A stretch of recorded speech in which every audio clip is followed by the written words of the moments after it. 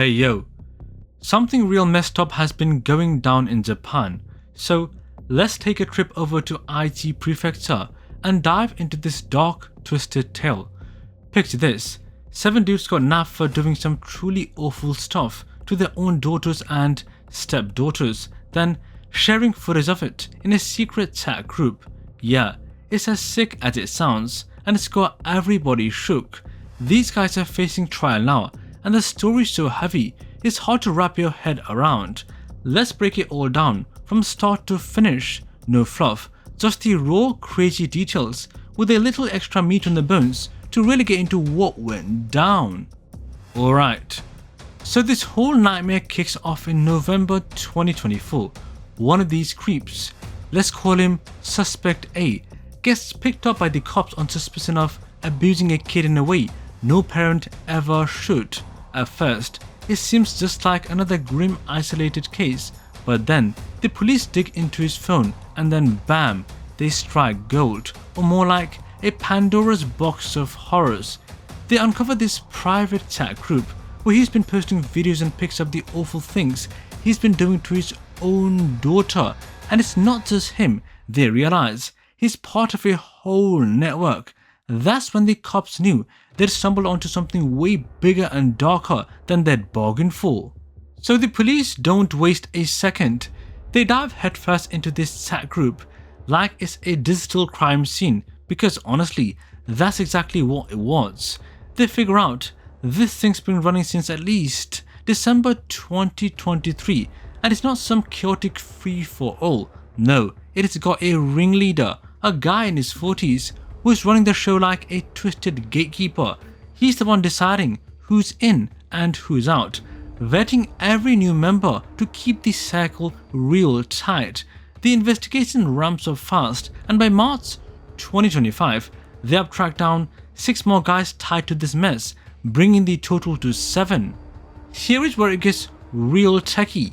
The cops call in their digital forensics team, and these folks are working overtime. They are sifting through metadata, tracking IP addresses and decrypting messages to piece together who's who and what's what. It's not just about cracking one phone, they're pulling evidence from multiple devices, cross-referencing chat logs and building an airtight case. This wasn't a simple bust, it was a full-on operation to dismantle a hidden network. All 7 suspects turn out to be fathers or stepfathers who've turned their homes into nightmares for their own girls, some as young as 6. The dedication of the police here, unreal. They were not letting a single bite of evidence slip through the cracks. Now, let's zoom in on this chat group, cause it is the beating heart of this horror show. These guys weren't just committing their crimes in secret, they were flaunting it. Over 100 videos and pics got swapped around, and the cops suspect more than 10 people were involved at some point. But it's not just the footage that will turn your stomach, it is the way they talked about it. One guy brags, "I've been training her since she was 3. Another chimes in, "Wife's out on a trip, so I figured, why not?" They are tossing out these lines like it is a casual chit-chat, egging each other on like it's a game. The ringleader even had rules. Newbies had to prove themselves by sharing their own footage, a sick initiation to ensure everyone was complicit. It was like a twisted loyalty pact. You're not just in the club, you're all in the dirt together. One of them even told his daughter, "If you tell mom you can't stay with me, can you keep it hush?" It's pure manipulation, grooming these kids to stay silent, while they recorded it all and traded it like collector's items. The group's dynamic was coordinated, calculated, and downright chilling. Here is where it hits even harder. These weren't just one-off acts. These guys were a team, preying on their own daughters and stepdaughters, girls aged 6 to 14. These weren't strangers or random predators. They were the ones supposed to protect these kids, and instead, they turned their trust into a weapon. Imagine being one of those girls. Your dad or stepdad, the person you look up to, becomes your worst nightmare. The psychological toll? Devastating. Beyond the physical abuse, these kids are left grappling with betrayal, fear, and shattered trust, stuff that could haunt them for years, maybe forever. Some might struggle with anxiety, depression, or an inability to feel safe, even in their own skin. The cops say this went on for over a year, a whole network of creeps feeding off each other's depravity. Now, here is where the tide turns, because these guys, not exactly criminal masterminds, they left a trail of evidence so blatant that once the cops nabbed suspect A, the whole operation fell apart like a house of cards.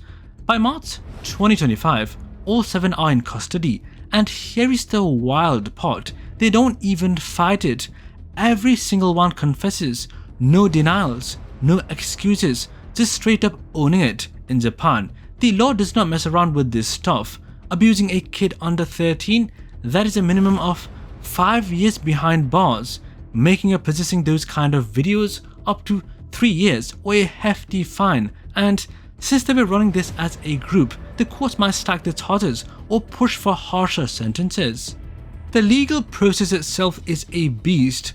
Prosecutors are piecing together a mountain of digital evidence, chat logs, videos, timestamps, plus witness statements and expert testimony to show the full scope of the abuse.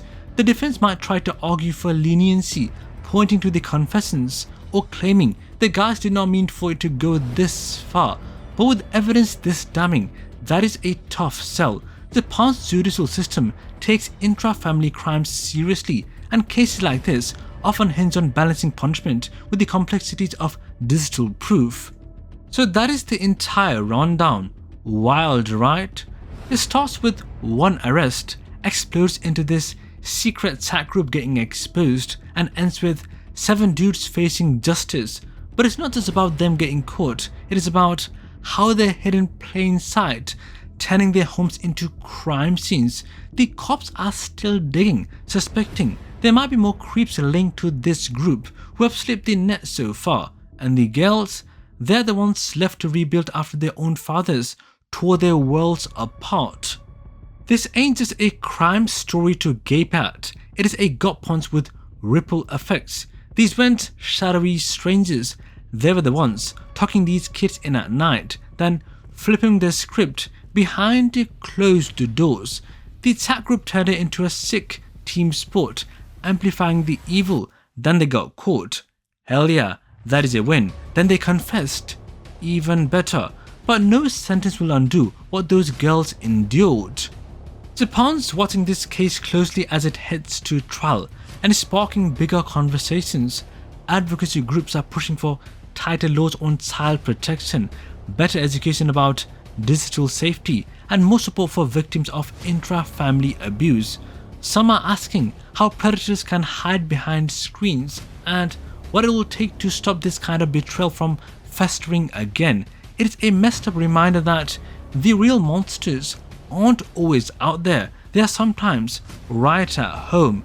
And as this unfolds, it is clear this isn't just about 7 dudes, it's about rooting out an evil that's got no business breathing.